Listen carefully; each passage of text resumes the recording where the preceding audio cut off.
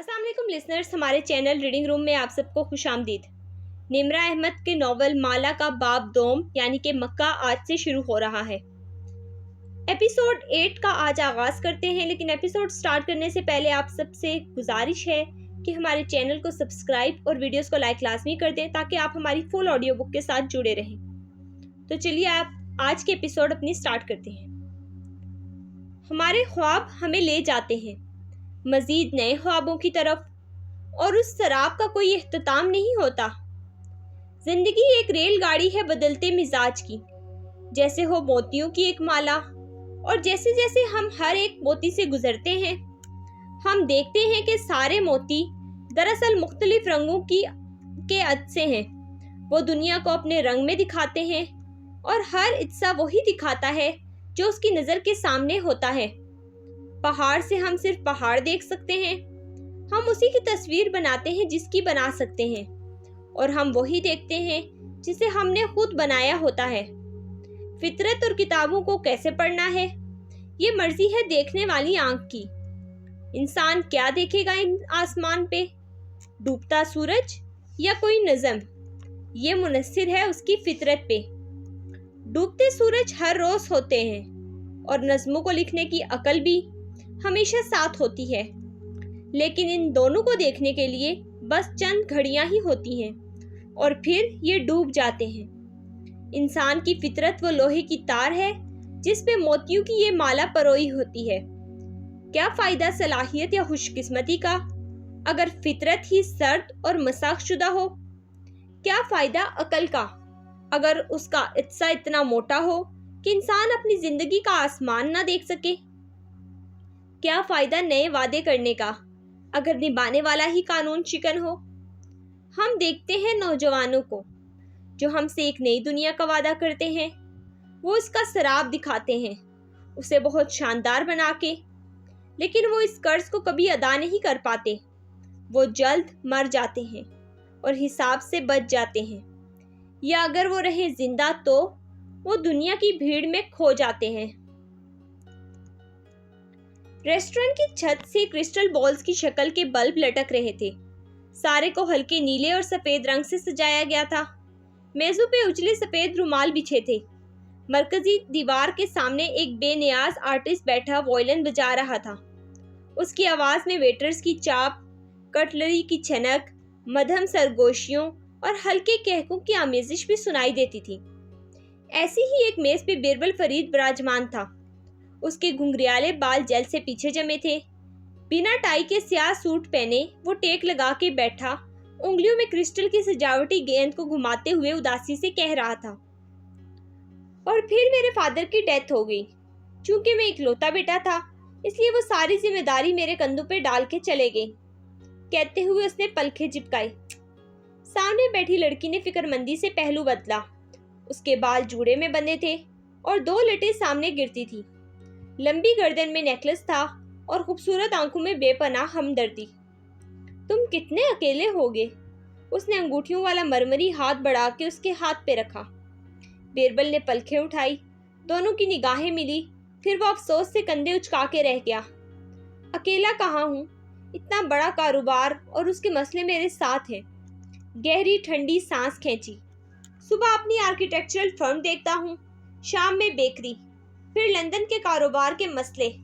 उफ, झुरझुरी ली। क्या करते थे तुम्हारे फादर? लड़की ने अपना हाथ नामहसूस अंदाज में वापस खींचा और सफ़ेद और नीली प्लेट करीब खिसकाई जिसमें डेजर्ट रखा था। हमारी इन्वेस्टमेंट मैनेजमेंट फर्म है। उन्होंने उसे लंदन और कतर में शुरू किया था और गर्दन कदरे अकड़ाई, मैं उसे यहाँ इस्तांबुल लाया हूँ। वाओ, लड़की ने सिल्वर के चम्मच से डेजर्ट जरा सा उठाया और मुंह में रखा। नजरें उसी पे जमी थी। और क्या हॉबीज है तुम्हारी? बीरबल आजाना अंदाज में मुस्कुराया। इन सब झमेलों में अपने लिए वक्त ही नहीं मिलता। एक सुगार का शौक था, लेकिन मेरे वालिद को पसंद नहीं था, उनके लिए वो भी छोड़ दिया। तुम्हारे वालिद को तुम पे फख्र होगा। वो बहुत अपनाइयत से उसे देख रही थी। और किस चीज का शौक है? ऊपर से लटकती क्रिस्टल बॉल में उनकी मेज का अक्स उल्टा होके दिखाई दे रहा था। बाइक्स का शौक था मुझे, लेकिन फिर ٹھنڈی سانس. ایک ایکسیڈنٹ میں میری ٹانگ ٹوٹ گئی. اس نے فکرمندی سے چمچ نیچے رکھا. رائٹ یا لیفٹ؟ کیا؟ رائٹ ٹانگ ٹوٹی یا لیفٹ؟ رائٹ. وہ سنبھل کے مسکرایا. بس اس کے بعد سے بائکس کو ہاتھ نہیں لگایا، حالانکہ وہ آج بھی میرے گیراج میں کھڑی ہیں. سفید میز پوش پہ رکھا اس کا فون ایک دم زوں زوں کرنے لگا. ماحول کا سارا فسو ٹوٹ گیا. بیربل نے نظر جھکا کے دیکھا. فیضی خانم کالنگ. اس نے پاور بٹن کو 2 دفعہ دبایا. کال کٹ گئی اور فون خاموش ہو گیا. ویکنڈ پہ بھی میری سیکرٹری چینج نہیں لینے دیتی. وہ پھر سے مسکرا کے اس کی طرف متوجہ ہوا. لڑکی نے مسکرا کے سر جھٹکا. تمہارے جیسے آدمی کے یہی مسئلے ہوتے ہیں. تم اپنے بارے میں بتاؤ. تم یہاں. فون پھر سے وائبریٹ کرنے لگا. اس نے ضبط سے پہلو بدلا. Excuse me. پھر موبائل کان سے لگاتے ہوئے ساتھ ہی بولا. فیضی خانم، میری آج کی ساری میٹنگز کینسل کر دیں. میں بہت اہم ڈنر پہ ہوں. مسکرا کے اسے دیکھا. وہ بھی پلکیں جھپکا کے مسکرائی. اور اب آپ مجھے تنگ نہیں. الفاظ اس کے لبوں میں رہ گئے. دوسری طرف سے کچھ کہا جا رہا تھا. واٹ؟ کیا ہوا ماہر کو؟ اس کی رنگت پک ہوئی. وہ دبا دبا سا چلایا. کہاں ہے وہ؟ رک کے سنا. ہاں میں پہنچ رہا ہوں. تیزی سے فون رکھا اور جلدی جلدی والیٹ کھولنے لگا. لڑکی نے تشویش سے اسے دیکھا. ماہر کون؟ میرا بڑا بھائی. اس نے چند نوٹ نکال کے میز پہ رکھے. اس کے ہاتھ کپ کپ آ رہے تھے. بھائی؟ سارا شہر چھن سے ٹوٹا. تم نے کہا تم اکلوتے ہو؟ اس کے ماتھے پہ بل بڑے. بیربل نوٹ رکھتے ہوئے اٹھا اور کچھ کہے سنے بغیر تیزی سے باہر کی طرف لپکا. بیربل، تم مجھے یہاں چھوڑ کے نہیں جا سکتے. بیربل.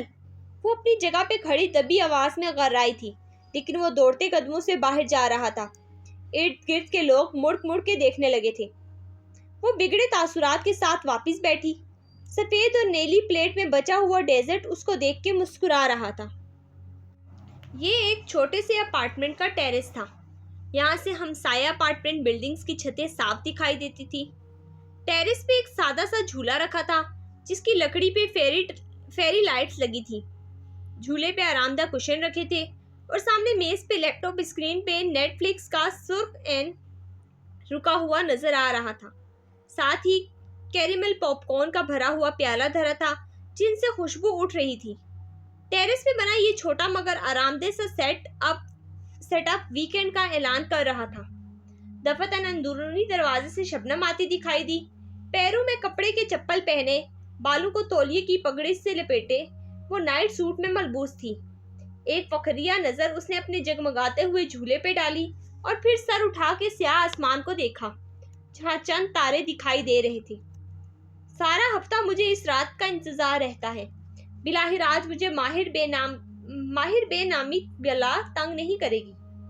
وہ لاہور جا رہا تھا اور ویسے بھی وہ ویکنڈ پر اس کو کم ہی تنگ کرتا تھا. وہ مسکرا کے جھولے پہ یوں بیٹھی کہ کشن میں دھنس سی گئی اور پیر میز پہ رکھ لیے. پھر لیپ ٹاپ گود میں رکھا اور ایئر فونز کانوں میں گھسائی. 2.5 گھنٹے کی کیس دیکھنے کے لیے پاپ کارن بناتی ہوں اور وہ 2.5 منٹ میں ختم ہو جاتے ہیں. لیکن خیر. اس نے سر جھٹکا اور خوب سیٹ ہو کے بیٹھنے کے بعد اسکرین آن کی. جہاں سے سلسلہ پچھلے ویکنڈ پہ ٹوٹا تھا وہاں سے جوڑا. ٹرن. فون ایک دم چیخا تو ہاتھ سے پاپ کارن کے ٹکڑے دور جا گرے. شبنم نے بدمزہ ہو کے موبائل اٹھایا. بیربل کالنگ. اس وقت میں نہیں اٹھا رہی، جتنی مرضی کال کر لے. موبائل سائلنٹ کر کے اس نے واپس اسکرین کو دیکھا لیکن ارتکاز ٹوٹ چکا تھا. کال پھر سے آنے لگی تو شبنم نے اوف اللہ میاں کہتے ہوئے فون جھپٹ کے اٹھایا. نے بیربل نے وہ زور سے گھرائی. کیا بیربل؟ کیا؟ دوسری طرف کہے جانے والے الفاظ سن کے شبنم کے چہرے کی بیزاری انکا ہوئی اور دھیرے سے اس کی رنگت بدلنے لگی. آنکھیں پھیل گئی اور لب کھلے کے کھلے رہ گئے. اگلے ہی لمحے اس نے تیزی سے ٹانگیں نیچے اتاری، لیپ ٹاپ میز پہ رکھا، جلدی سے پیر سلیپرز میں گھسیڑے اور اٹھ کے اندر بھاگی. فیری لائٹ سے سجا جھولا، کیریمل سے سجے پاپ کارن اور ساکن ہوئی اسکرین مایوسی سے اسے دور جاتے دیکھ رہے تھی. سریار پولیس اسٹیشن کے باہر جلتی بجھتی بتیوں والی کارز آتی جاتی دکھائی دے رہی تھی. پولیس اسٹیشن کئی منزلہ تھا اور اس کا ہر فلور مختلف جرائم کے لیے مختص تھا. ہومیسائیڈ فلور پہ ایک بڑا سا ہال بنا تھا جس میں جگہ جگہ ڈیسک لگے تھے. کچھ لوگ فائل لیے ادھر ادھر جا رہے تھے, کچھ کمپیوٹر کے سامنے جھکے تھے. ایسے میں کونے میں ایک آفس تھا جس کے سلائیڈنگ ڈور کھلے تھے. باہر باش کامسر چیف انسپیکٹر کی تختی لگی تھی. اندر ایک بڑی میز کے پیچھے براعظمان چنگیز فون کا ریسیور کان سے لگائے یوں بیٹھا تھا کہ بوٹ میز پہ رکھے تھے. گریبان کے 2 بٹن کھلے تھے اور ہاتھ میں سگریٹ تھا. وہ بگڑے تاثرات کے ساتھ کسی سے فون پہ بات کر رہا تھا. کال ختم ہوئی تو اس نے ریسیور رکھا اور سگریٹ کی راکھ کو ایش ٹرے میں جھٹکا. پھر کھلے دروازوں کے پار ہال کمرے کو دیکھا جس کی ایک دیوار پہ اونچا گھڑیال نصب تھا. وقت کی سوئیاں دیکھ کے چنگیز نے بیزاری سے منہ پہ ہاتھ رکھ کے جمائی روکی. پھر ایک اسسٹنٹ فائل لیے اندر آتا دکھائی دیا تو اس نے بوٹ نیچے اتارے. باش کامسر بے, ایک بات پوچھوں؟ اسسٹنٹ نے فائل اس کے سامنے رکھ کے کھولی اور ساتھ ہی دانت نکال کے مخاطب کیا تو چنگیز سستی سے سیدھا ہوا اور قلم نکالا. پوچھو. لوگ مرنے کے لیے ویکنڈ کا انتخاب کیوں کرتے ہیں؟ چنگیز نے اسی بیزاری سے سر جھٹکا. کیونکہ استنبول والوں کے پاس سارا ہفتہ مرنے کے لیے وقت نہیں ہوتا. ویکنڈ پہ وہ اپنی بورنگ زندگی سے فرار کے لیے یہ خوب الکحل پیتے ہیں, پھر کسی بار میں آپس میں لڑتے پڑتے ہیں یا سڑکوں پہ نکل جاتے ہیں. کوئی کسی گاڑی کے نیچے آ جاتا ہے اور کوئی غصے میں دوسرے کو مار دیتا ہے. سائن کر کے فائل پرے دھکیلی تو میز پہ رکھا موبائل بجنے لگا. ابھی دیکھنا, رات 2 بجے کے بعد ایسے ایکسیڈنٹ کیسز آنے لگیں گے جیسے بارش کے بعد کیڑے نکل آتے ہیں. اکتاہٹ سے کہتے ہوئے اس نے موبائل اٹھایا. نام پڑھ کے تیوریاں مزید چڑھ گئیں. فون کان سے لگاتے ہی وہ شروع ہو گیا. بیربل, میں تمہیں آخری دفعہ بتا رہا ہوں, میں تمہارے لیے کسی لڑکی کا بیک گراؤنڈ چیک نہیں کروا رہا. ہر ہفتے تم نئی لڑکی کا نام دے دیتے ہو. میں اگلے الفاظ سن کے اس کی بولتی زبان رک گئی. وہ ایک دم اٹھ کھڑا ہوا. کون سا ہسپتال؟ میں آ رہا ہوں. چابی اور جیکٹ اٹھائی وہ تیزی سے میز کے پیچھے سے نکلا. سگریٹ نیچے گر گئی. اگلے ہی لمحے اس کا بوٹ سگریٹ کے ٹکڑے کو روند کے آگے بڑھ گیا. کیا ہوا کمسار بے؟ اسسٹنٹ نے پیچھے سے پکارا. میرے دوست کا ایکسیڈنٹ ہو گیا ہے, میں وہیں جا رہا ہوں, تم لوگ پیچھے سے سنبھال لینا. آواز لگاتا وہ دوڑتے قدموں سے لفٹ کی طرف جا رہا تھا. ڈیسک پہ کام کرتے ایک آفیسر نے مڑ کے اسے دیکھا, پھر افسوس سے سر دائیں بائیں ہلایا. Weekend night. ساتھ بیٹھی لڑکی نے بھی چت کی آواز کے ساتھ چانے مڑے سر واپس گھوم گئے اور سب اپنے اپنے کاموں میں مصروف ہو گئے. سیلون کے اس فیشل روم کی چھت تیز سفید بتیوں سے روشن تھی. سفید بیڈ پہ زارینہ لمبی لیٹی تھی. اس نے سیلون کا گاؤن پہنا ہوا تھا اور ماتھے پہ مخملی بینڈ چڑھا کے بالوں کو چہرے پہ آنے سے روک رکھا تھا. دونوں دائیں بائیں پھیلا رکھے تھے اور 2 لڑکیاں بہت مہارت سے ان کا مساج کر رہی تھی. خود وہ گردن پیچھے کو پھینکتے آنکھیں بند کیے ہوئے تھی. سر کے پیچھے کھڑی ایک سفید کوٹ والی لڑکی اس کے چہرے پہ سنہری پیسٹ لگا رہی تھی. ٹھنڈا پیسٹ چہرے پہ لگا تو زارینہ نے نزاکت سے سسکاری بھری. یہ ٹھنڈا ہے. ہمارا 24 کیرٹ گولڈ فیشل آپ کو اتنا پسند آئے گا کہ آپ بار بار آئیں گی. دیکھتے ہیں. زارینہ نے بند آنکھوں سے شانے اچکائے. دروازے پہ دستک ہوئی تو سفید کوٹ والی لڑکی نے چونک کے اس کی طرف دیکھا. دروازہ کھلا, پھر ایک گردن نے اندر جھانکا. زارینہ خانم کے لیے ریسیپشن پہ کال آئی ہے. زارینہ کی آنکھیں بند رہی لیکن پیشانی شکن آلودہ ہو گئی. اپنے اسٹاف کو سمجھاؤ ملیسا, کلائنٹ اپنا فون اس لیے آف کرتا ہے تاکہ سروسز کے دوران اس کو ڈسٹرب نہ کیا جائے. سفید کوٹ والی لڑکی نے چوکھٹ والے لڑکے کو آنکھیں دکھائی اور جانے کا اشارہ کیا, لیکن وہ ڈٹھائی سے جمع رہا. کسی شبنم کی کال ہے.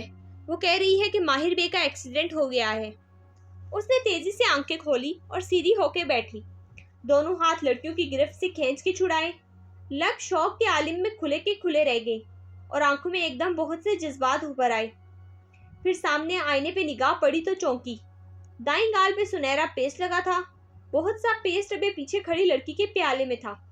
صاف کرو اس کو, جلدی جلدی, وہ چلائی. بنا فیشل کے بھی اس کی رنگت گلابی پڑ رہی تھی. یہ دوحہ کے ایک بلند و بالا ہوٹل کی لابی تھی. رات کا وقت تھا اور زرد برتنوں نے ماحول کو خوابناک بنا رکھا تھا. ہوٹل کے داخلی دروازوں سے 4 افراد اندر آتے دکھائی دے رہے تھے.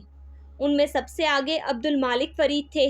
گرے سوٹ پہنے, سفید براق بال بال جیل سے پیچھے کی طرف جمائے ہمیشہ کی طرح بے تاثر چہرہ لیے وہ ان تینوں افراد کے ہمراہ چلتے ہوئے لابی میں رکھے صوفوں کی طرف آئے۔ نظر اٹھا کے دیوار پہ نصب گھڑیال کو دیکھا۔ بڑی سوئی 11 سے ذرا پیچھے تھی۔ وہ وقت کی جمع تفریق کرتے ہوئے بڑے صوفے پہ بیٹھے اور ٹانگ پہ ٹانگ جما لی۔ چمکتے بوٹس میں فانوس کا عکس دکھائی دیتا تھا۔ سر، میٹنگ میں بس 5 منٹ رہ گئے ہیں۔ ساتھ کھڑا سوٹ والا نوجوان جھک کے پوچھنے لگا، آپ ڈنر ہال میں انتظار کرنا چاہیں گے؟ میں اسی وقت پہ ہال جاؤں گا جو طے ہوا تھا۔ وہ آرام سے بیٹھے رہے۔ انگلیاں صوفے کے ہتھ پہ عادتاً چل رہی تھی جیسے نادیدہ پیانو بجا رہی ہوں۔ ان کے ایک ہاتھ میں چاندی کی انگوٹھی تھی جس میں سفید پتھر جڑا تھا۔ اسی پل ہوٹل کے داخلی دروازے سے کوئی بھاگتا ہوا اندر آتا دکھائی دیا۔ اس نے شوفر کا یونیفارم پہن رکھا تھا اور سانس پھولا ہوا تھا۔ پہلے اس نے متلاشی نظروں سے ادھر ادھر دیکھا اور پھر جیسے ہی نگاہ لابی میں بیٹھے مالک پہ پڑی وہ تیزی سے ان کی طرف لپکا۔ سر، ان کے سر پہ پہنچ کے ہامتے ہوئے کہے گیا، آپ کا فون آف تھا، زارینہ میڈم نے مجھے کال کی ہے۔ مالک نے گردن اٹھا کے ایک خشمگین نظر اس پہ ڈالی اور دوسری گھڑیال پہ۔ میری میٹنگ میں 3 منٹ رہتے ہیں، جلدی بولو۔ سر، وہ ہکلایا، رک کے سانس لیا۔ ماہر کا ایکسیڈنٹ ہو گیا ہے، اس کو ایمرجنسی میں اسپتال لے کے گئے ہیں۔ صوفے کے ہاتھ پہ نادیدہ پیانو بجاتی انگلیاں تھم گئی۔ چند لمحے کے لیے مالک فرید بنا پلک جھپکے اس کو دیکھے گیا۔ کہاں؟ الفاظ دھیرے سے نکلے۔ استنبول، اس کے گھر کے سامنے، ہٹ اینڈ رن۔ عبد المالک خاموشی سے اپنے چمکتے جوتے کو دیکھنے لگے جو ٹانگ پہ ٹانگ جمانے کے باعث اوپر اٹھا ہوا تھا۔ ان کا چہرہ بالکل بے تاثر تھا۔ سر، میں میٹنگ کینسل کر دیتا ہوں، سیکریٹری پریشانی سے کہتا جگہ سے اٹھا، اور مجموعہ الفردان کے نمائندے سے کہہ دیتا ہوں کہ ہم چند دن بعد میٹنگ رکھ لیں گے۔ وہ خاموشی سے اپنے بوٹ کو دیکھے گئے۔ سیکریٹری اب موبائل روشن کر کے کچھ دیکھ رہا تھا۔ دوحہ سے استنبول کے لیے پہلی فلائٹ رات 11 بجے نکلے گی، سیٹ بک کروا دوں؟ نہیں، ان کا لہجہ ٹھنڈا تھا۔ سیکریٹری رک کے انہیں دیکھنے لگا۔ سر، میٹنگ کے ساتھ ڈنر بھی ہے، 3 گھنٹے لگ جائیں گے۔ فلائٹ مس ہوگی تو اگلی فلائٹ کل دوپہر کی ہوگی۔ اور تم نے وہ کتاب پڑھی ہے، رچ ڈیڈ پور ڈیڈ؟ وہ کوٹ کا بٹن بند کرتے ہوئے اٹھے اور سیکریٹری کو بغور دیکھا۔ اس کا سر نفی میں ہل گیا۔ جانتا تھا، اسی لیے تم ساری عمر ایک سیکریٹری رہو گے عمار، کیونکہ تمہارے پاس میرے بھائی جیسا کوئی باپ نہیں تھا جو تمہیں یہ سمجھاتا کہ الفردان گروپ کے ساتھ مہینوں پہلے طے کی گئی میٹنگ کینسل کرنا حماقت سے کم نہیں ہوتا۔ لیکن سر، ماہر ہسپتال میں ہے۔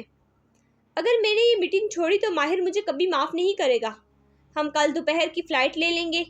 وہ 2 قدم آگے بڑھے، پھر ہاتھ صوفے کی پشت پہ رکھا جیسے چکر سا آیا ہو اور بروقت سہارا لیا ہو۔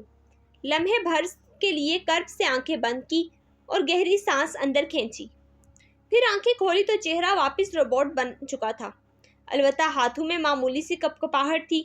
وہ آگے بڑھ گئے اور سیکریٹری ہکا بکا سا پیچھے بھاگا۔ شوفر ملامتی نظروں سے ان کو جاتے دیکھتا رہا۔ ایسے بھی کیا پیسے سے محبت؟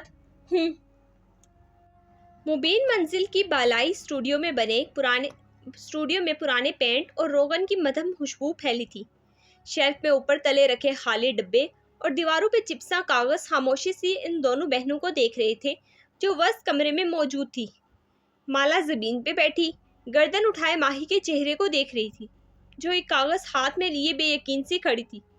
تم اس کو پہچانتی ہو؟ ماہی نے سفید بالوں والے آدمی کے چہرے سے نظر ہٹا کے مالا کو دیکھا۔ 100%۔ تمہیں نہیں یاد؟ نہیں، کون ہے یہ؟ وہ تیزی سے اٹھی یہاں تک کہ وہ اس کے برابر کھڑی ہو گئی اور بے چین نظروں سے اس کا چہرہ ٹٹولا۔ یہ شکور ہے، ہمارے اسکول کا چپڑاسی۔ واٹ؟ ناممکن۔ وہ بدک کے پیچھے ہٹی، پھر تیزی سے کاغذ کھینچا اور غور سے اسکیچ کو دیکھا۔ ارے ہاں، یہ تو شکور ہے۔ اس نے تعجب سے چہرہ اٹھایا۔ یہ عامل نہیں ہو سکتا؟ شاید بن گیا ہو۔ انسان کس وقت کس راستے پہ چل نکلے کسی کو معلوم نہیں ہوتا۔ مالا لب کاٹتے ہوئے اس کے چہرے کو دیکھ رہی تھی۔ ذہن کے پردے پہ ایک دم بہت سے پرانے دن لہرانے لگے، وہ سارے دن جو یادداشت کے صندوق میں محفوظ کر کے ایسے پکے تالے لگائے تھے کہ کبھی کھل نہ سکے، اور اب ایک زوردار آواز کے ساتھ پہلا تالا چٹخا تھا۔ لیکن شکور تمہیں نقصان کیوں پہنچانا چاہے گا؟ ماہی کی سوچ میں ابھری آواز گونجی تو وہ چونکی، شانے اچکا دیے۔ ایک وجہ ہے اس کے پاس، وہ بڑبڑائی۔ ماہی نے چونک کے اسے دیکھا، اس کی رنگت سفید ہو رہی تھی۔ کیسی وجہ؟ ایسا کیا ہے جو میں نہیں جانتی؟ اس نے مالا کے چہرے کو کھوجتی نظروں سے دیکھا، لیکن وہ کچھ نہیں بولی، بس کاغذ طے کرنے لگی، دوہرا کر کے طے لگائی، پھر دوسری طے۔ تم پراسرار ہوتی جا رہی ہو مالا، تم نے مجھے وہ راز بھی نہیں بتایا جو تمہیں ماں کی ڈیتھ پہ معلوم ہوا تھا اور جس کے باعث تم اتنی پرسکون تھی۔ وہ کاغذ کو ایک کے بعد ایک طے لگا رہی تھی۔ اب وہ موٹا ہوتا جا رہا تھا، سو اسے موڑنے میں مشکل ہو رہی تھی۔ اب ہم شکور کو کیسے ڈھونڈیں گے؟ ماہی کھنکاری۔ مالا غائب دماغی سے کاغذ کو دوہرا کر رہی تھی۔ ماہی نے اس کے ہاتھ پہ ہاتھ رکھا تو وہ چونک کے اس سے دیکھنے لگی۔ کیا کہا تم نے؟ تم ایک کاغذ کو 7 دفعہ سے زیادہ فولڈ نہیں کر سکتی۔ کشمالا مبین نے گہری سانس لے کر شانے اچکائے۔ ورلڈ ریکارڈ 12 دفعہ کا ہے۔ اور وہ دونوں دھیرے سے ہنس دی۔ ماحول میں چھائی سوگواریت کم ہوئی۔ شکور عامل ہوگا، لیکن وہ کسی کلائنٹ کے کہنے پہ ہمارے اوپر عمل کر رہا تھا۔ اس کا کلائنٹ کون ہو سکتا ہے؟ ماہی نے گال پہ انگلی رکھی، پھر خود ہی جواب دیا، یقیناً کبیرہ تائی۔ ہم نے کبیرہ تائی کا کیا بگاڑا ہے؟ مالا افسوس سے دیوار پہ لگے کاغذوں کو دیکھ رہی تھی۔ ماں اور میں نے ان کا بہت کچھ بگاڑا ہے، اسی لیے میری بیٹی کے پیچھے پڑی تھی۔ ہمارے اوپر جادو کروانے والے عموماً قریبی رشتہ دار ہی نکلتے ہیں۔ پھر وہ چونکی، جیسے کچھ یاد آیا۔ ماہر کا قریبی چچا، گڑبڑا کے تصحیح کی۔ ماہر فرید کا چچا جس نے اوشن خریدا تھا، اسی کے کہنے پہ خریدا ہوگا۔ وہ تلخی سے بڑبڑائی۔ اس نے تمہیں کال کی تھی، لیکن خود ملنے نہیں آیا تھا، اپنے بھتیجے کو بھیج دیا۔ وہ تمہارا سامنا کرنے سے احتجاج کیوں کر رہا ہے؟ معلوم نہیں، کشمالا نے لا علمی سے شانے اچکائے۔ یقیناً وہ اوشن آتا رہتا ہوگا، میرا اور اس کا سامنا ہوا ہوگا، اور وہ دوبارہ نہیں ملنا چاہتا ہوگا۔ کیا تمہیں اس سے ملاقات یاد ہے؟ نہیں، شاید اس نے اپنا نام نہ بتایا ہو سکتا ہے اس نے ماہر فرید کو بتائے بغیر۔ میں اس کو یا اس کے خاندان کو ڈسکس نہیں کرنا چاہتی۔ وہ ایک دم بیزار ہوئی۔ اور تمہیں میں نے منع کیا تھا، اس کے خاندان کو انٹرنیٹ پہ سٹاک مت کرو، دور رہو میرے مسئلوں سے۔ اس کے بدلتے تیور دیکھ کے ماہر نے جلدی سے اس بات میں سر ہلا دیا۔ ماہی لاکھ منہ پھٹ سے ہی، وہ اس کی بڑی بہن تھی۔ پل بھر کے لیے اسٹوڈیو میں غیر آرام دہ سی خاموشی چھا گئی۔ پھر ماہی بینا کھنکاری۔ نگینا آنٹی اس روز بتا رہی تھی کہ اگلے ہفتے زیاد آئے گا، تعزیت کے لیے اور اپنی منگنی کے لیے۔ معلوم ہے تمہاری بھی اس سے ملاقات ہو جائے گی۔ مالا پلٹ کے طے شدہ کاغذ کو ایک فولڈ میں ڈالنے لگی۔ میں زیاد سے مل چکی ہوں۔ کب؟ مالا نے تعجب سے پلٹ کے اسے دیکھا۔ سہیل کی شادی پہ ہم دونوں اس سے ملے تھے، یاد نہیں؟ تب میں اوشن کی مینیجر تھی، میرا دماغ کام میں اتنا مصروف ہوتا کہ یاداشتیں نہیں بنتی تھی۔ کشمالا نے ایک ٹھنڈی سانس خارج کی۔ اس میں تلخی بھی تھی اور ماضی کا نوسٹیلجیا بھی۔ جس دن میں نے کیف کو نوکری دی تھی، اس روز مجھے اوشن سے نکالا گیا تھا۔ پھر سے ٹھنڈی سانس۔ اور اس رات زیاد اور نگینا آنٹی اسلام آباد آئے تھے۔ کچھ یاد کر کے وہ مسکرائی۔ اور وہ براؤنیز لائے تھے، مومانی نے میرا حصہ نکال کے اوپر بھجوایا تھا۔ ایک منظر ذہن کے پردے پہ لہرایا۔ گیلے ٹیرس پہ کھڑی براؤنی کھاتی لڑکی اور نیچے پورچ میں کھڑا زیاد سلطان جس نے سر اٹھا کے اوپر دیکھا تھا۔ کیا تم اس کی منگنی پہ افسردہ ہو؟ ماہی نے غور سے اس کی مسکراہٹ کو موہم ہوتے دیکھا۔ میں بس اس عامل کو ڈھونڈنا چاہتی ہوں اور اس سے اپنی ماں کو دی گئی ہر تکلیف کا حساب لینا چاہتی ہوں۔ وہ فولڈ میں رکھے کاغذات کو ترتیب دے رہی تھی۔ ماہی خاموش ہو گئی۔ وہ جانتی تھی کشمالا اپنے ارد گرد کھینچی اونچی دیواروں کو اتنی جلدی نیچے نہیں کرتی۔ وہ اس وقت نہ زیاد سلطان کی بات کرنا چاہتی تھی اور نہ ہی اس انسان کی جسے وہ کیف کہتی تھی۔ ویسے وہ کہاں رہ گیا؟ 2 دن پہلے کہہ رہا تھا کہ تعزیت کرنے ہمارے گھر آئے گا۔ وہ سیڑھیاں نیچے اترتے ہوئے فون پہ ماہر کی چیٹ کھول رہی تھی۔ اس کی جانب خاموشی چھائی تھی، نہ کوئی پیغام نہ کوئی کال۔ کمبخت، وہ ہفکی سے بڑبڑا کے آگے بڑھ گئی۔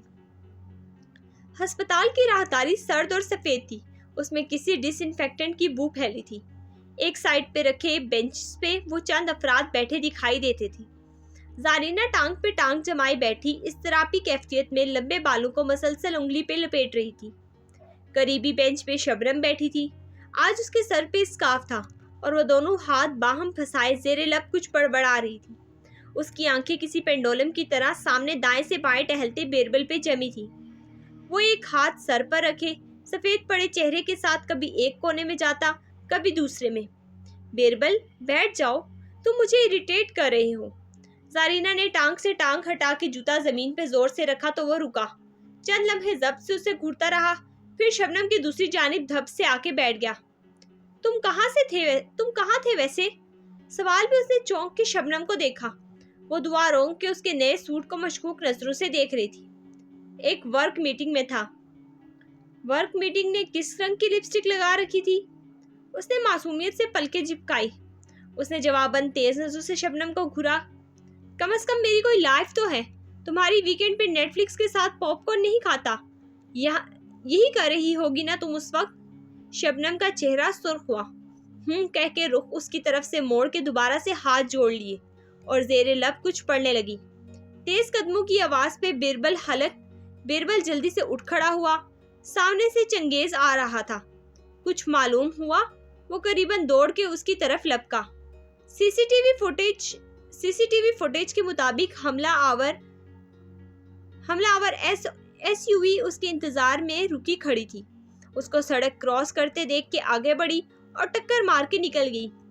یعنی یہ سراسر قاتلانہ حملہ تھا۔ اس کی آنکھیں بے یقینی سے پھیل گئیں۔ چنگیز نے اس بات میں سر ہلا دیا۔ اس کی نمبر پلیٹ غائب تھی اور چند گلیوں کے بعد وہ ایک ایسی اسٹریٹ میں مڑ گئی جہاں کیمرے نہیں تھے اور وہیں سے اس کا سراغ کھو گیا۔ لیکن فکر مت کرو، ہم اس کو تلاش کر لیں گے۔ اس نے دھیرے سے بیربل کا کندھا تھپکا۔ کوئی ماہر کو کیوں مارنا چاہتا ہوگا؟ اس نے کندھا ہلکا سا پیچھے کیا۔ اس کا دبلا پتلا کندھا چنگیز کے بھاری ہاتھ کی گرفت میں دبوچا ہوا محسوس ہوتا تھا۔ ماہر کے اندر ایک مقناطیس لگا ہے جو مصیبت کو اپنی جانب کھینچتا ہے میرے دوست۔ چنگیز کے چہرے پہ افسوس بھی تھا اور تکان بھی۔ پھر اس نے بند دروازوں کی طرف دیکھا۔ ڈاکٹرز کیا کہہ رہے ہیں؟ سرجری ہو رہی ہے۔ اس کی بائیں ٹانگ بری طرح متاثر ہوئی ہے۔ اس کی آنکھوں میں گلابی سی نمی ابھری۔ وہ ٹھیک ہو جائے گا۔ ماہر بہت سخت جان ہے۔ اس کو ایک دفعہ پہلے بھی بائک ایکسیڈنٹ ہوا تھا۔ تب اس کی رائٹ ٹانگ زخمی ہوئی تھی۔ رائٹ نہیں، لیفٹ۔ زارا نے اسے گھورا۔ تب بھی اس کی لیفٹ ٹانگ ہی زخمی ہوئی تھی۔ اوہ! بیربل کے لبوں سے ایک طویل اوہ خارج ہوئی۔ چنگیز نے ایک گہری نظر بینچ پہ بیزاری سے بیٹھی زارینہ پہ ڈالی، پھر اسے کوہنی سے تھام کے ذرا فاصلے پہ لے گیا۔ یہ اسی سفید بالوں والے مشکوک آدمی کی بیٹی ہے نا؟ اس نے سرگوشی میں پوچھا۔ وہ مشکوک آدمی نہیں، میرا چچا ہے۔ وہ برا مان گیا تھا۔ وہ ماہر سے بہت محبت کرتا ہے۔ وہ کبھی ماہر کو نقصان نہیں پہنچائے گا۔ اور کہاں ہے وہ اس وقت؟ چنگیز نے مانی خیز انداز میں ادھر ادھر دیکھا جیسے اسے تلاش کر رہا ہو۔ بیربل ایک لمحے کو چپ ہوا۔ زارا کہہ رہی تھی اس کی کوئی بہت اہم میٹنگ تھی۔ ویسے بھی ہم سب یہاں ہیں، اس نے آ کے کیا کر لینا تھا؟ شبنم مشکوک نظروں سے ان دونوں کو دور کھڑے سرگوشی میں باتیں کرتے دیکھ رہی تھی۔ ایسے ویسے تمہارے چچا کا ایک پیر جہاز میں ہوتا ہے، کبھی لندن تو کبھی استنبول، لیکن آج ویکینڈ پہ وہ مصروف تھا۔ اللہ اللہ! چنگیز نے دونوں ہاتھ اٹھا دیے۔ مالک کبھی ماہر کو ہرٹ نہیں کر سکتا۔ ہاں، وہ اس سے باتیں چھپا سکتا ہے، وہ اس کو کنٹرول کرنے کی کوشش کرتا ہے کیونکہ وہ ایک روبوٹ ہے، نہ کوئی ویلن۔ اس کا انداز اتنا یقینی تھا کہ چنگیز ایک گہری سانس بھر کے رہ گیا۔ تم بہتر جانتے ہوگے تمام۔ تم لوگ آپس میں کیا بات کر رہے ہو؟ شبنم کی آواز پہ وہ دونوں چونک کے پلٹے۔ تمہیں ڈسکس کر رہے تھے، تم آ گئی ہو اس لیے چپ کر گئے ہیں۔ بیربل جل کے بولا۔ شبنم نے ہفگی سے اسے دیکھا، پھر ہتھیلی پھیلا کے چنگیز کے سامنے کی۔ ماہر بے کا فون کہاں ہے؟ اوہ ہاں، یہ رہا۔ چنگیز نے ماتھے کو چھوا، پھر دوسرے ہاتھ سے جیکٹ کی جیب سے ایک زپ لاک بیگ نکال کے اس کی طرف بڑھایا جس کے اندر ایک ٹوٹی اسکرین والا موبائل تھا۔ یہ تباہ ہو چکا۔ ایپل کے فون اتنی جلدی تباہ نہیں ہوتے، صرف اسکرین ٹوٹی ہے۔ شبنم فون کو نکال کے الٹ پلٹ کر رہی تھی۔ ذرا دیر بعد اسکرین روشن ہو گئی تو وہ فاتحانہ انداز میں مسکرا دی۔ Apple for life. جگمگاتی اسکرین ان کو دکھائی۔ کیا کسی کو ماہر کا پاسورڈ معلوم ہے؟ نہیں، لیکن اس کی کیا ضرورت ہے؟ ہم سب قریبی لوگوں کو اطلاع کر چکے ہیں۔ اور وہ باغبان کی بیٹی؟ بیربل جہاں تھا وہیں رہ گیا۔ اسے تو وہ بھول ہی گیا تھا۔ تمہیں اسے بتانا چاہیے، چنگیز تیزی سے بولا۔ وہ یقیناً آ جائے گی اور شاید دونوں کے سارے مسئلے حل ہو جائیں۔ لیکن میرے پاس اس کا نمبر نہیں ہے، میں اسے کیسے اطلاع کروں؟ پھر کچھ سوچ کے اس نے نفی میں سر ہلا دیا۔ میرا نہیں خیال وہ ماہر کے لیے اتنی دور استنبول آنا چاہے گی۔ تم استنبول جانا چاہتی ہو؟ مالا کمرے میں آئی تو خالی بیڈ اس کا منتظر تھا۔ چادر بے شکن تھی اور دوائیاں سائڈ ٹیبل سے ہٹا دی گئی تھی۔ وہ چپ چاپ بیڈ کے کنارے پہ بیٹھی اور چادر پہ ہاتھ پھیرا۔ ماں کے ہوتے ہوئے اس کمرے میں کچھ مختلف سا تھا۔ موہت چوکھٹ میں آ کھڑا ہوا۔ وہ بھی وہی دیکھ رہا تھا جو اس کی نظروں میں تھا۔ وہ ماں کی رونق تھی۔ بڑوں کی اپنی رونق ہوتی ہے۔ وہ سر جھکائے انگلیاں چادر پہ پھیرتے ہوئے کچھ محسوس کر رہی تھی۔ ہر کونے سے ان کی آواز آتی ہے۔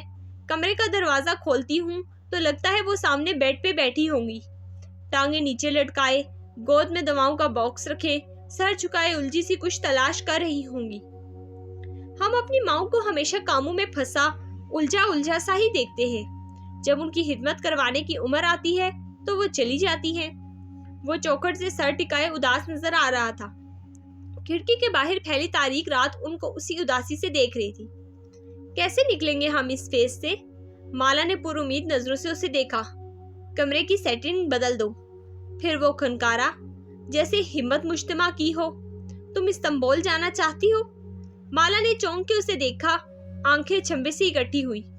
میں کئی دفعہ استنبول جا چکی ہوں، لیکن تم اس حالت میں ویکیشن کا سوچ رہے ہو؟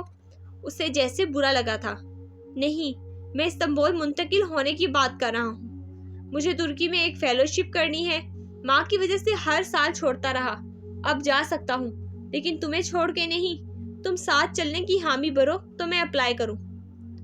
تم ماں کے غم سے فرار چاہتے ہو؟ حالانکہ اس غم سے کبھی فرار نہیں ملتا۔ میں بس لاہور میں نہیں رہنا چاہتا، لیکن مجھے ابھی یہی رہنا ہے۔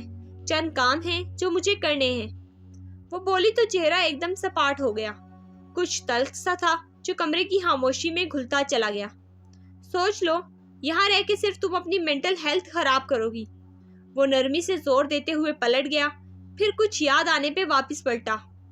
کیف کا فون آیا تھا جنازے والے دن، تعزیت کے لیے۔ وہ ایک دم چونکی، دل کو جیسے کسی نے مٹھی میں لے لیا۔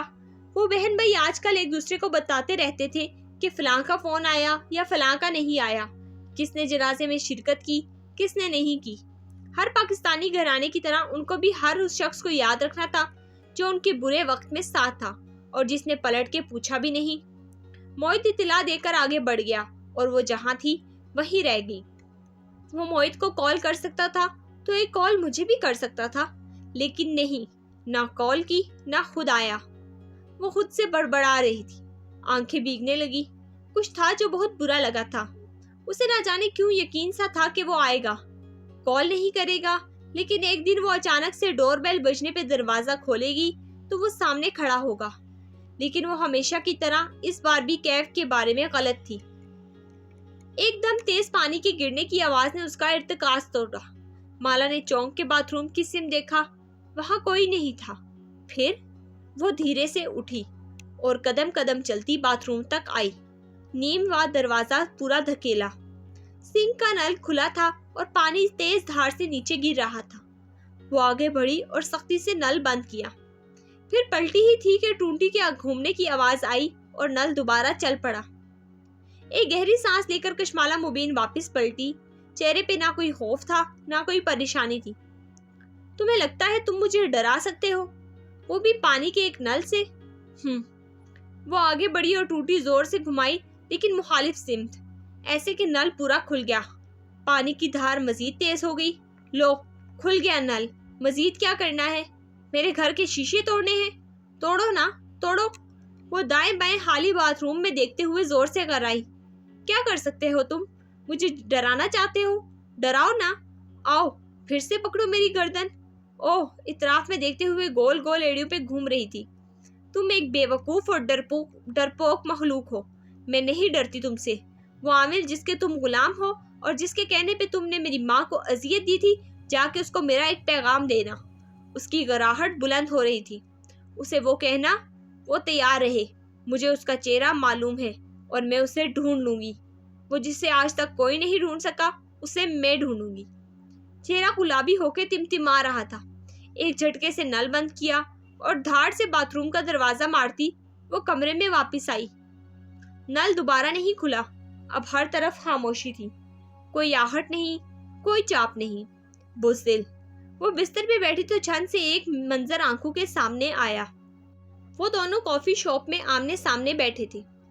भूरी आंखों वाला मर्द उसे अपनी कहानी सुना रहा था और वो मशकूक नजरों से उसे देख रही थी। उसका नाम सरकार है, यानी उसके क्लाइंट्स उसे सरकार के नाम से जानते हैं।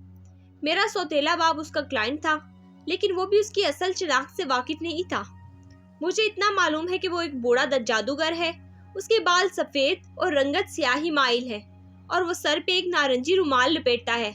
उसने बहुत से खानदान तोड़े हैं, बहुत लोगों को अजियत दी है, लेकिन उसे आज तक कोई नहीं ढूंढ सका, मैं भी नहीं। कॉफी शॉप में बैठी लड़की उसे मशकूक नजरों से देख रही थी, लेकिन उस वक्त अपने बेड पे बैठी लड़की की आंखों में शक नहीं था, सिर्फ चुभन थी। क्या वो सच कह रहा था? क्या वो खुद इस आमिल का क्लाइंट नहीं था? क्या वो खुद एल्बम में मौजूद लड़कियों पे जुल्म करने वाला नहीं था? उसने सर झटका। शायद वो सच कह रहा हो, लेकिन क्या फर्क पड़ता है? उसने मुझे धोखा दिया। कई माँ मुझसे झूठ बोला, मेरा रेस्टोरेंट छीना, अपने और सरकार के खेल में मुझे क्यों शामिल किया? मैं तुम्हें कभी माफ नहीं करूंगी कैफ। फिर इतराफ में देखा, उसका कमरा खाली था, लेकिन वो जानती थी सरकार नामी उस आमिल के चेले उस पर नजर रखे हुए हैं। वो जिसे कोई नहीं ढूंढ सका, उसे मैं ढूंढूंगी। वो लेट गई और माथे पे बाजू रख के आंखें मौंद ली। वो अब खौफजदा नहीं थी। उसकी माँ चली गई थी, अब खोने के लिए कुछ नहीं बचा था। बसारत अंधेर हुई तो एक मंजर जहन के पर्दे पे चलने लगा। अंदर कमरे में माँ की मैयत रखी थी और वो नाइट सूट में मलबूस किचन काउंटर के पास खड़ी थी। उसके सामने कटे हुए बालों वाली मुस्कुराती हुई डॉक्टर सलीमा खड़ी थी। उनके लब धीरे धीरे हिल रहे थे। क्या मैं तुम्हें एक ऐसा राज बताऊं जो उन बच्चों को मालूम होता है जिनके माँ बाप उनके सामने मर जाते हैं? मेरे वालिद की डेथ उस वक्त हुई जब मैं बहुत छोटी थी सलीमा आंटी। तब तो मुझे ऐसा कोई राज मालूम नहीं हुआ। किचन काउंटर का मंजर हवा में तखय्युल हो गया। एक आंसू आंख से निकला और गर्दन पे लड़कता चला गया। इस आंसू का रंग शफाफ पानी जैसा था और इस शफाफ पानी में धनक के सातों रंग मुखीत थे। इन रंगों के अंदर एक और मंजर जन्म लेने लगा, औरतों और मर्दों का एक हजूम। बस सहन में रखी हुई चारपाई, उजले सफेद कफन में लिपटा एक बंद आंखों वाला मर्दाना चेहरा, चारपाई की पांति के साथ बैठी एक फरबेहा सी लड़की जिसकी आंखें सब्ज थी और कलाइयों में सोने के कंगन थे। वो सर झुकाए धीमी आवाज में रोई जा रही थी। सहन के दूसरे कोने पे वो खड़ी थी, एक छोटी सी सब्ज आंखों वाली लड़की जिसने बालों की ऊंची पौनी बना रखी थी। उसके कंधे के साथ एक लड़का खड़ा था जो कद में उससे चंद इंच छोटा था। साथ बिछी चारपाई पे एक और नन्ही लड़की सो रही थी जो काफी सेहतमंद और भरे भरे गालों वाली थी। तुम बड़ी हो कशमाला, एक बूढ़ी खातून जो इस चारपाई पे पैर लटकाए बैठी थी उसका हाथ थाम के मोहब्बत से कहने लगी। बड़ी? वो जो भीगी आंखों से दूर सहन में रखी मैयत को देख रही थी चौंक के उन्हें देखने लगी। हाँ, तुम बड़ी हो और ये छोटी। बड़ा बहन भाई बाप की जगह होता है। अब ये दोनों ना सिर्फ तुम्हारी माँ बल्कि तुम्हारी भी जिम्मेदारी है। उसने नासमझी से सर हिला दिया और आंख से निकला आंसू हथेली की पुष्ट से रगड़ दिया। देखो बेटा, अब तुम्हारा बाप नहीं रहा, अब तुम लोगों को कदम फोंक फोंक के रखना होगा। किसी दूसरी खातून ने सरगोशी की। वो चौंक के उनको देखने लगी। अब तुम लोग अपने कजन से कभी मत लड़ना, बिलखसूस अपने मामू और उनके बच्चों से बना के रखना। पहले मुबीन तुम्हारे सर पे था, अब वो नहीं है, इसलिए ना ददियाल में किसी को शिकायत का मौका देना, ना ननियाल में। हाँ बेटा, तुम्हें अपने बहन भाइयों का ख्याल रखना है, अपने खानदान के साथ जुड़ के रहो तो सब ठीक रहेगा। किसी से नहीं लड़ना, किसी से नहीं लड़ना, उसने जेरे लब दोहराया।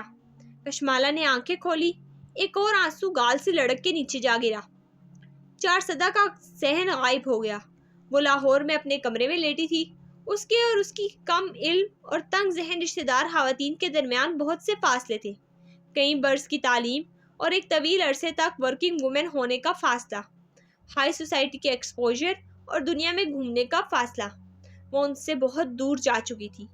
لیکن کیا واقعی کچی عمر میں ذہن پہ لگی پکی لکیریں تعلیم اور تجربے سے مٹ جاتی ہیں؟ یہ ہسپتال کا ایک مختلف کوریڈور تھا۔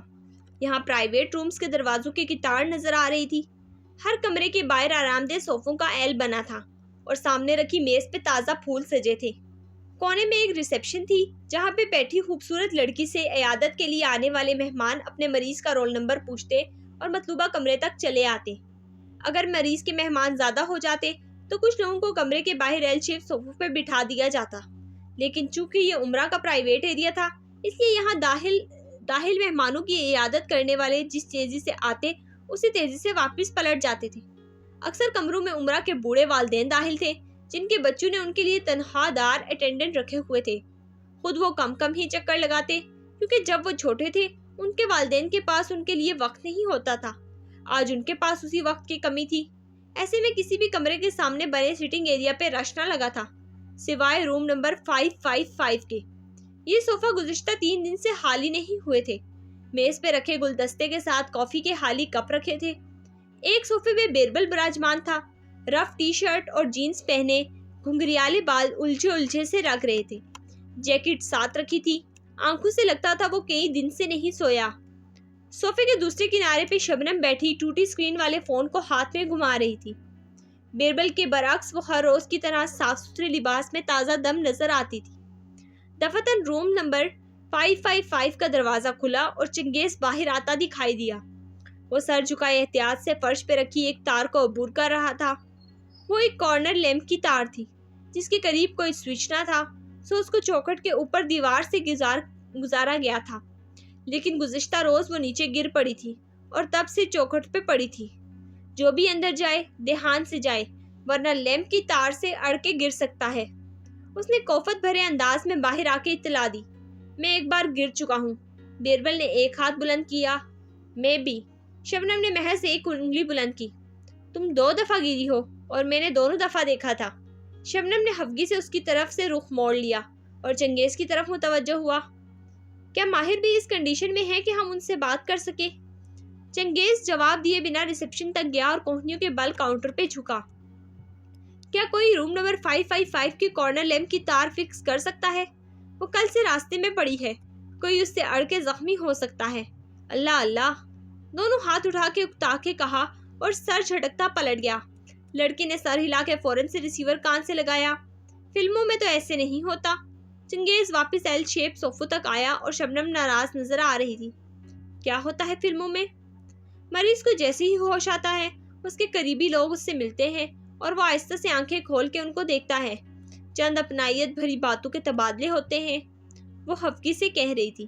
اور یہاں جب سے سرجری کے بعد ماہر کو ہوش آیا ہے اس نے ایک دفعہ بھی ہم میں سے کسی کو نہیں دیکھا اور صرف درد سے چلائے جا رہا ہے کیونکہ اس کو درد ہو رہا ہے شبنم خانم۔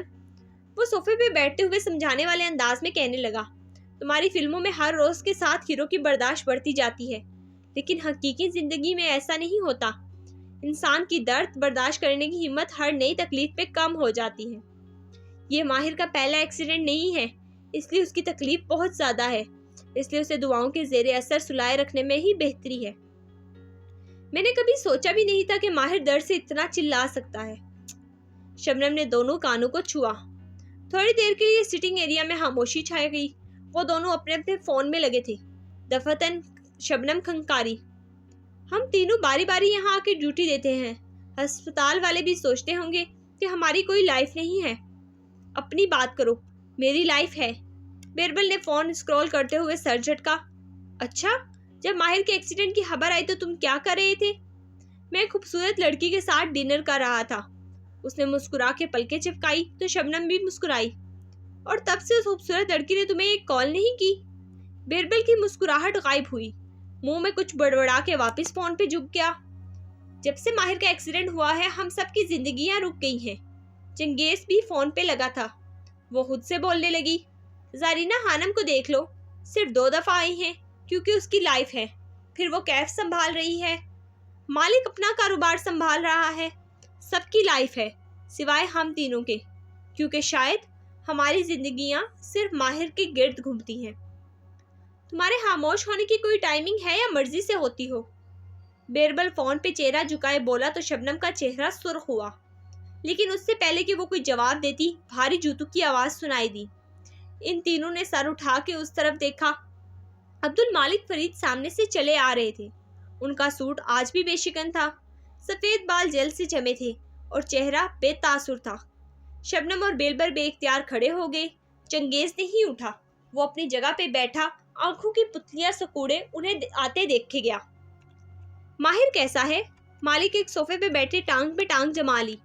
اس کی حالت سٹیبل ہے، لیکن سرجری کے بعد اس کو بہت تکلیف ہو رہی ہے، اس لیے اسے زیادہ وقت سیڈیٹڈ رکھتے ہیں۔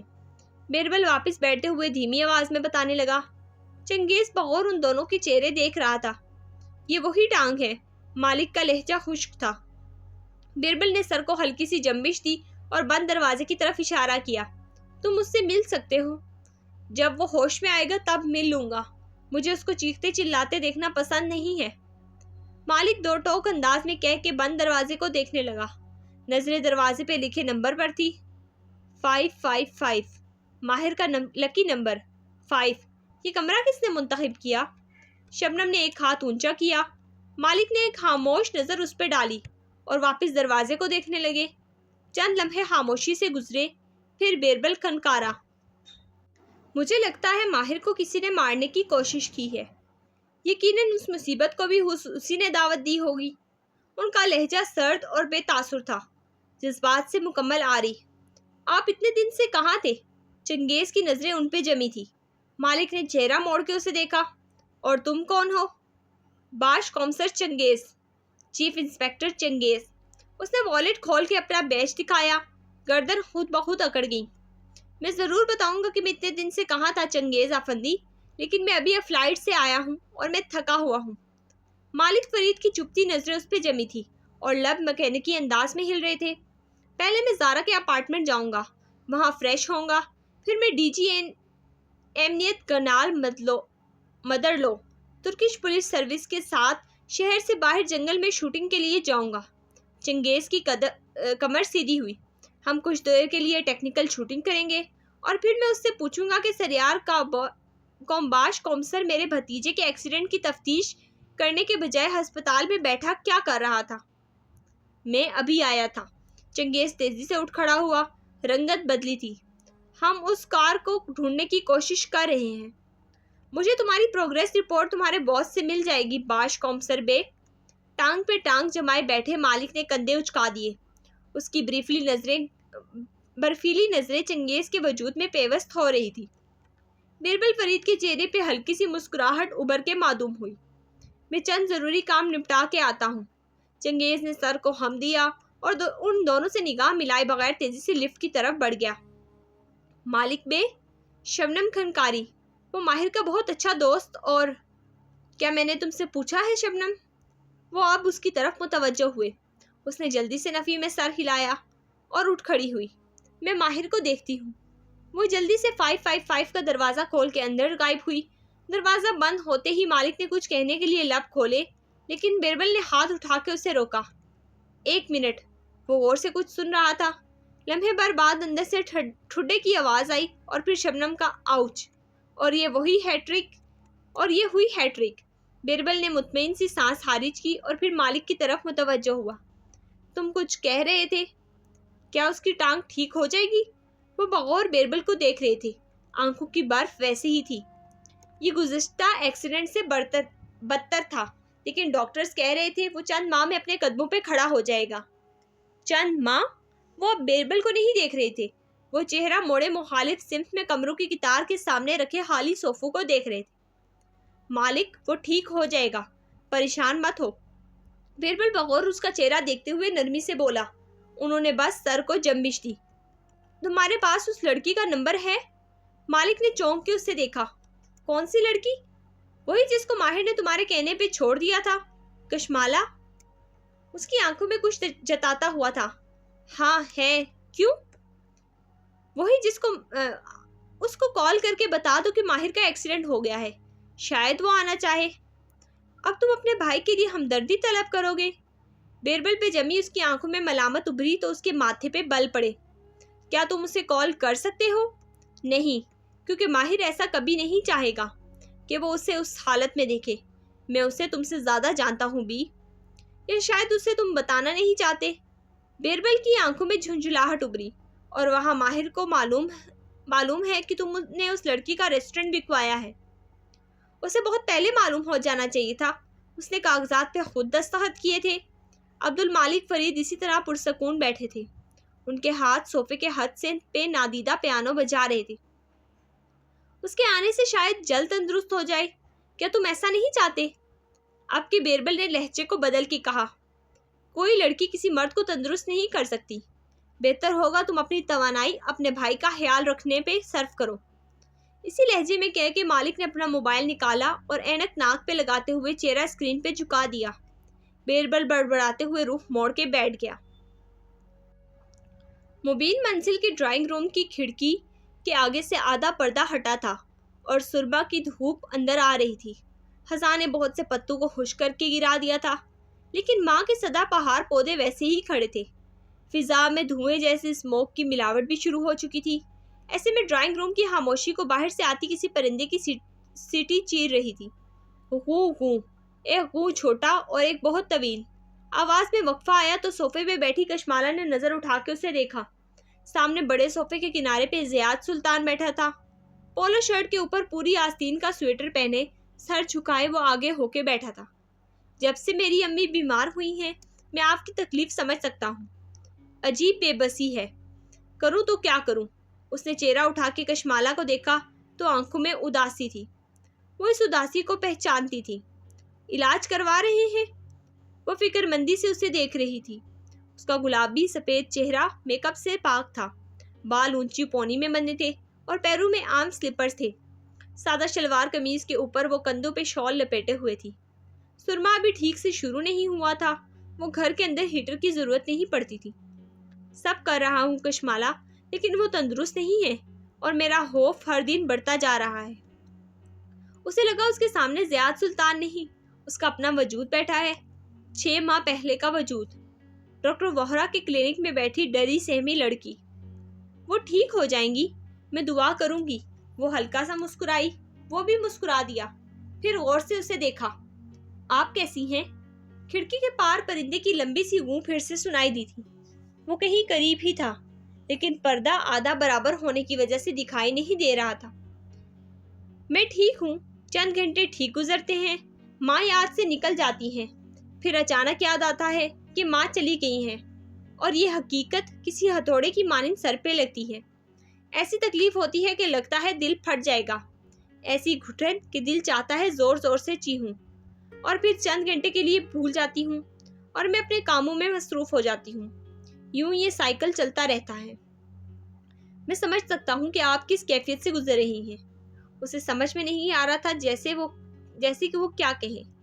وہ بھیگی آنکھوں سے مسکرا دی۔ اکثر میں بھول جاتی ہوں کہ وہ اب نہیں ہے۔ گھر میں داخل ہوتی ہوں تو پہلا خیال ان کے پاس جا کے انہیں سلام کہنے کا آتا ہے۔ شام کی چائے میں ان کا ایک کپ زیادہ بنا دیتی ہوں۔ رات کو ان کی انسولین نکالنے کے لیے فریج کھولتی ہوں تو یاد آتا ہے کہ اب کسی دوا کی ضرورت نہیں رہی۔ آپ ٹھیک نہیں ہیں؟ وہ فکر مندی سے اسے دیکھ رہا تھا۔ میں جانتی ہوں میں ٹھیک نہیں ہوں، لیکن میں خود کو ٹھیک کر لوں گی۔ اس نے گہری سانس لے کر اس بات میں سر ہلایا، کیونکہ میرے پاس اب ایک مقصد ہے۔ پرندے کا غوں زور سے بلند ہوا اور پھر خاموشی چھا گئی۔ زیاد ناسمجھی سے اسے دیکھ رہا تھا۔ کیسا مقصد؟ میں اس عامل کو ڈھونڈوں گی جو اتنے عرصے سے میرے پیچھے پڑا ہے۔ پہلے وہ صرف مجھے نقصان پہنچاتا تھا، پھر اس نے میری ماں پہ جادو کیا، انہیں تکلیف دی۔ حلق میں آنسو کا گولا اٹکنے لگا، لیکن وہ بہت ضبط سے اب سے پیچھے دھکیل گئی۔ آپ اسے کیسے ڈھونڈیں گی؟ وہ حیران تھا۔ بتایا تو آپ مجھے منع کریں گے، کہیں گے کہ ایسے لوگوں کے پیچھے نہیں جانا چاہیے، ان سے دور رہنے میں بلائی ہے نا؟ وہ دھیرے سے مسکرایا۔ نہیں، میں آپ کو منع نہیں کروں گا، آپ سمجھدار ہیں، اپنی حفاظت خود کر سکتی ہیں، آپ جو بھی کرنا چاہیں گی مجھے اپنے ساتھ کھڑا پائیں گی۔ وہ ٹھوس لہجے میں نرمی سے کہہ رہا تھا۔ وہ گیلی آنکھوں سے مسکرائی۔ کیا تھا اس شخص میں کہ جب وہ قریب ہوتا تھا تو دل خود اس کی طرف کھنچتا تھا؟ تھینک یو زیاد، لیکن مجھے آپ کی حفاظت کی فکر ہے۔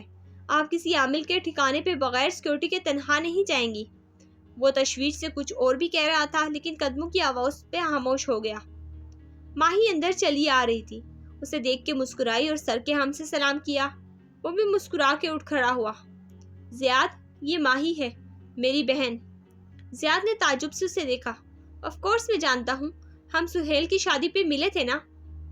مالا اس وقت اپنے ریسٹورنٹ میں اتنی الجھی ہوتی تھی کہ اسے ہم عام لوگ یاد نہیں رہتے تھے. ماہی ہلکے پھلکے انداز میں کہتے ہوئے آگے آئی تو وہ دونوں دھیرے سے ہنس دیے. پھر زیاد نے میز پہ رکھے شاپنگ بیگ کی طرف اشارہ کیا. امی نے آپ کے بیبی کا بتایا تھا، سمجھ نہیں آیا کیا لے کر آؤں. ایئرپورٹ سے چاکلیٹس اٹھا لائی. پھر ایک گیلا آمیز نظر کشمالہ پہ ڈالی. ان کو چاکلیٹس نہیں پسند، سو یہ آپ کی ہیں. تھینک یو، مجھے بہت پسند ہے چاکلیٹس. ماہی پورے دل سے مسکرا دی. چھوٹے بالوں پہ ہیئر بینڈ پیچھے کر کے لگائے، لمبا سے سویٹر پہنے ماہی آج حشاش بشاش لگ رہی تھی. اس کی ایک بڑی وجہ یہ تھی کہ حور سو رہی تھی. نگینا آنٹی بتا رہی تھی کہ آپ کی منگنی ہونے جا رہی ہے. مالا نے تادیبی نظروں سے گھورا لیکن وہ ماہی تھی. مزے سے کہتے ہوئے سامنے والے صوفے پہ بیٹھی. زیاد سلطان کے چہرے پہ ایک سایہ سے لہرایا لیکن وہ پھیکا سا مسکرایا. امی بیمار ہیں اور ابو کی خواہش ہے کہ اس نے بات ادھوری چھوڑی. ڈرائنگ روم میں ایک تناؤ بھری خاموشی چھائی ہی تھی کہ باہر سے آتی گڈرگو نے ایک دفعہ پھر توڑ دیا. چلیں، مبارک ہو. ویسے آپ کی اگلی کتاب کہاں پہنچی؟ مالا کی نگاہیں پڑھ کے اس نے خوشگوار انداز میں موضوع بدل دیا. لکھ رہا ہوں. وہ جیسے ایک دم بہتر محسوس کرنے لگا. میں نے آپ کی پہلی کتاب کتنی دفعہ خریدنے کی کوشش کی لیکن میرا کارڈ آپ کی ویب سائٹ پہ کام نہیں کر رہا تھا. میں آپ کو ایک کاپی بھیج دوں گا. وہ مسکرا دیا، لیکن آٹوگراف کے ساتھ. اوکے. ماہی مسکرا کے مزید کچھ کہتی لیکن دور کہیں سے ننھی حور کے رونے کی آواز آئی. اس کے چہرے کی ساری خوشگواریت ہوا ہو گئی. جھنجھلا کے وہ اٹھی. ماں اتنی تکلیف برداشت کر کے بچے کو دنیا میں لاتی ہے، اوپر سے اس کی شکل باپ پہ چلی جاتی ہے. اچھا مذاق ہے. مالا ہنس دی، زور سے کھلکھلا کے. ہنسنے سے اس کا چہرہ مزید گلابی ہوا. وہ مسکرا کے اسے دیکھے گیا. اصل میں حور کی آنکھیں ماں جیسی ہیں لیکن نقش عباد کے جیسے ہیں اور ماہی سے یہ ہضم نہیں ہو رہا. حالانکہ اکثر بچے باپ پہ ہی جاتے ہیں. وہ جو اسے دیکھ کے مسکرا رہا تھا، اس بات پہ مسکراہٹ پھیکی ہوئی. لیکن میں نہیں گیا. کچھ تھا اس کے لہجے میں جو اداس کر دینے والا تھا. میرے ابا بہت گورے اور خوبصورت تھے اور امی سے ان کی شادی زبردستی ہوئی تھی. انہیں امی کا رنگ پسند نہیں تھا لیکن میری رنگت بھی امی پہ چلی گئی، اسی لیے اس نے ایک دفعہ پھر بات ادھوری چھوڑ دی. زیاد، چھوڑے میرے کمپلیکسز کو. وہ زخمی سا مسکرایا. آپ اس عامل کو ڈھونڈنے کی بات کر رہی تھی. میں نے اس کو خواب میں دیکھا تھا. اس کا اسکیچ بنایا تو یاد آیا یہ میرے اسکول کا چپڑاسی ہے. ایک اسکول کا چپڑاسی آپ کو کیوں نقصان پہنچانا چاہے گا؟ کشمالہ نے جواب نہیں دیا. وہ کھڑکی کی طرف دیکھنے لگی. گڈرگو کی آواز اب دھیمی ہو چکی تھی لیکن مسلسل گفتگو میں خلل ڈال رہی تھی. اب وہ کہاں ہے؟ اسی شہر میں ہوگا. کل اسکول جا کے اس کا پتہ معلوم کروں گی. لیکن آپ تنہا نہیں جائیں گی اس کے پاس. ایسے لوگ خطرناک ہوتے ہیں. موہت کو ساتھ لے کر جائیے گا. وہ تشویش سے کہہ رہا تھا. موہت کو جادو اور جنات کی باتوں سے چڑ ہے. پہلے مجھے بھی تھی اور ماہی بھی اپنی بیٹی کو اکیلا نہیں چھوڑ سکتی. پھر ایک دم وہ چونک کے اسے دیکھنے لگی. آپ چلیں گے میرے ساتھ؟ وہ ایک دم خاموش ہوا تو اسے اپنی جلد بازی کا احساس ہوا. سوری، آپ یہاں پہ اپنی لون برانڈ کی کمپین کے لیے آئے ہیں اور تھوک نکلا اپنی منگنی کے لیے، اور ایسے میں آپ کو اپنے کاموں میں الجھا لوں تو اچھا نہیں لگے گا. ویسے بھی مجھے ڈر نہیں لگتا. میں کہیں بھی اکیلے جا سکتی ہوں. میں آپ کے ساتھ چلوں گا. وہ مسکرا کے بولا تو وہ جو تیزی سے وضاحت دے رہی تھی رک گئی. ایک دم بہت سا بوجھ کندھوں سے اتر گیا. اتنا وقت کیسے نکالیں گے؟ آپ کے لیے وقت نکل آئے گا. زیاد کی نظریں اس پہ جمی تھی اور آواز میں کرچیاں سی تھی. لمحے بھر کے لیے وہ کچھ کہہ نہیں سکی. پھر جیسے وہ سنبھلا. ویسے بھی اگر یہ وہی عامل ہے جو میری ماں پہ جادو کر رہا ہے تو میں اسے ضرور ڈھونڈنا چاہوں گا. اس کی بات نے ماحول میں ایک دم سے بڑھتے تناؤ کو تخیل کر دیا. کشمالہ نے گہری سانس لی. مجھے یقین ہے کہ یہ وہی ہے. نہ صرف آپ کی امی بلکہ مجھ سے جڑے ہر انسان پہ جادو میں یہی شخص ملوث ہے. میں کرسڈ ہوں زیاد، اور جب کوئی انسان ایک دفعہ کرسڈ ہو جائے تو اس کے قریب آنے والے ہر انسان کو وہ جادو چھونے لگتا ہے. اسی لیے آپ نے شادی سے انکار کیا تھا. آپ نہیں چاہتی تھی کہ آپ کے وجود سے لپٹا جادو مجھے چھوئے. وہ زخمی سا مسکرایا. اس نے اس بات میں سر ہلا دیا۔ میرے قریب جو بھی آئے گا یہ جادو اس کو اپنی لپیٹ میں لے لے گا۔ مجھے نہیں معلوم ایسا کیوں ہے، لیکن یہ میرا دل کہتا ہے۔ میں اس جادو کا مرکز ہوں۔ وہ عامل صرف مجھے نقصان پہنچانا چاہتا ہے۔ میں اپنی وجہ سے مزید کسی کو ہرٹ نہیں ہونے دینا چاہتی۔ کاش آپ مجھے یہ پہلے بتا دیتی۔ جو لوگ آپ سے محبت کرتے ہیں وہ آپ کو آپ کی ہر قرض کے ساتھ قبول کر سکتے ہیں کشمالا، وہ دھیرے سے بولا۔ اس سے پہلے کہ وہ کچھ کہتی اس نے تیزی سے بات بدل دی۔